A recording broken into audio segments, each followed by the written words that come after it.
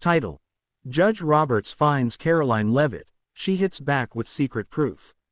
Karoline Leavitt had always believed in two things: standing her ground and helping those who couldn't stand for themselves. So when she walked into the crowded courtroom that Tuesday morning, she wasn't there just to defend herself, she was there to defend the truth. Judge Roberts sat high on the bench, his gavel resting like a silent threat. The case was about a zoning violation, a hefty $50,000 fine against Karoline for allegedly running a community shelter without the proper permits. To the public, it sounded like a simple law violation. But for Karoline, it was the difference between keeping a roof over the heads of 18 homeless veterans, or seeing them forced back into the cold streets. The judge leaned forward. "Ms. Leavitt, you've been warned before. Regulations exist for a reason. I have no choice but to fine you." A ripple of murmurs swept through the room. Karoline's heart sank, but her eyes didn't falter. She'd expected this, but she also knew something no one else in that courtroom did. Flashback. 6 months earlier, Karoline had inherited her late uncle's small warehouse in a struggling part of town. Most people would have sold it. She turned it into Haven House, a place where homeless veterans could eat, sleep, and feel human again. Every night, she served meals herself. Every morning, she left quietly before sunrise to run errands for them.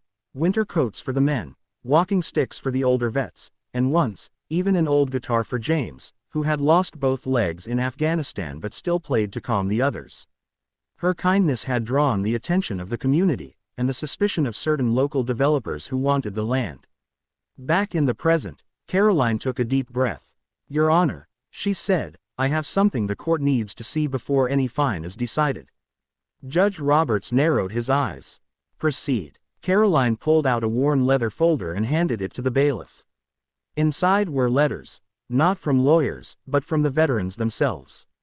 Some were shaky with age, others written in bold block print, each telling the story of how Haven House had saved their lives. One letter was from a man named Samuel, who had once sat on that very courthouse's steps with a cardboard sign. He wrote about the day Karoline found him in the freezing rain, gave him a hot meal, and told him he was worth saving. That night, he slept indoors for the first time in 3 years. Another letter came from Maria, a widow of a veteran who'd been welcomed at Haven House before his final days. Because of Karoline, she wrote, "My husband died with dignity, surrounded by friends instead of strangers." Judge Roberts, known for his no-nonsense rulings, read each letter slowly. His lips tightened, and for a moment, the gavel hung in midair as if the law itself was hesitating. Finally, he cleared his throat. "Ms. Leavitt, this is not the kind of evidence I expected. Regulations do exist, but so does humanity. I'm suspending the fine," he said, "and I will personally authorize a permit for Haven House.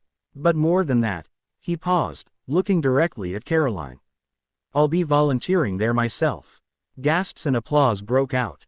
The developers in the back row shifted uncomfortably. That night, Haven House celebrated not just a legal victory, but a human one. The veterans laughed over bowls of stew, and Samuel played his guitar as Judge Roberts, now wearing an apron instead of robes, served coffee. Karoline looked around and felt her chest tighten with gratitude. She'd fought the system, yes, but she'd won because she showed them something the law books couldn't measure: compassion. In a world where rules can sometimes overshadow reason, it's acts of kindness that change everything. And sometimes, the strongest proof isn't in cold, hard facts, but in warm, beating hearts.